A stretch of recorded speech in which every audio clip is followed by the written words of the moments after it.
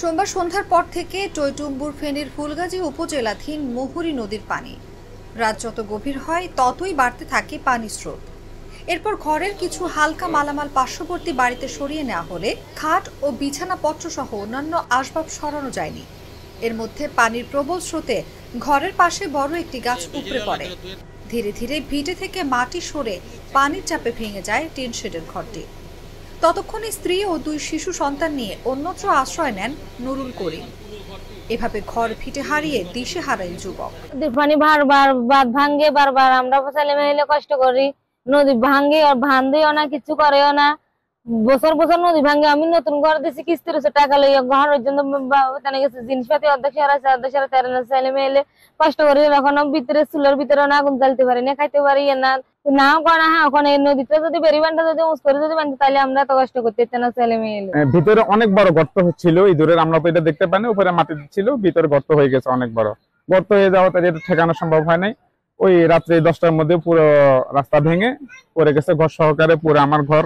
জিনিসপাতি তেমন কিছু বের করতে পারি নাই। তেমন কিছু বলতে গেলে শুধু শরীরের জামা কাপড়, ছেলে মেয়েকে নিয়ে শুধু বের করতে পারছি, আর কিছু বের করা সম্ভব হয় নাই। প্রত্যেক বছরে আমাদেরকে ভারতের পানিয়ে আসে, আমাদের পুকুরে মাছ, শাকসবজির বাগান, ঘর ইত্যাদি তলায় লেগ। একমাত্র ঠিকাদাররা মজবুত করে বান বাঁধে না, এই কারণে এই পরিস্থিতি। আরো বালু উঠেই নদীর সর ভাঙ্গি দিয়েছে, এই কারণে বেশি সমস্যা। খবর পেয়ে উপজেলা পরিষদ চেয়ারম্যান হারুন মজুমদার ঘটনাস্থল পরিদর্শন করেন। তিনি ব্যক্তিগত তহবিল থেকে ক্ষতিগ্রস্ত নুরুল করিমকে 10,000 টাকা আর্থিক সহায়তা দেন। আমরা 50 কোটি টাকার উপরে প্রকল্প হলে পরে আমরা একটা ফিজিবিলিটি স্টাডি করি, যাতে করে এটা সঠিকভাবে আমরা কার্যক্রমটা গ্রহণ করতে পারি। আমার ফিজিবিলিটি স্টাডি শেষ হয়ে গিয়েছে। আমরা সপ্তাহখানেকের ভিতরে আমরা কপি পেয়ে যাব।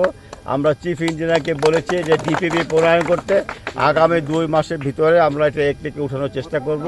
আমাদের ইচ্ছা হলো আগামী বর্ষা মৌসুমের আগেই আমরা এখানে কাজ শুরু করব। কিন্তু আপনাদের প্রতি অনুরোধ থাকবে যে আপনারা এই সংসদ সদস্যের সঙ্গে থাকবেন।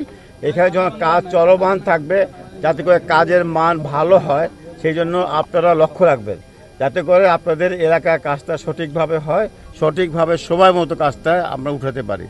আমরা আপনাদের আশ্বস্ত করতে চাই যে আগামী বছরের বর্ষা মৌসুমে এই ধরনের আর আপনাদের প্লাবিত হবেন না। আমরা এই এলাকাকে একটা সহনীয় পর্যায়ে আনতে সক্ষম হব। ফুলগাজী উপজেলা নির্বাহী কর্মকর্তা তানিয়া ভুইয়া জানান, ক্ষতিগ্রস্তদের তালিকা করা হচ্ছে, ক্ষতির পরিমাণ নিরূপণ করে সহায়তা দেওয়া হবে।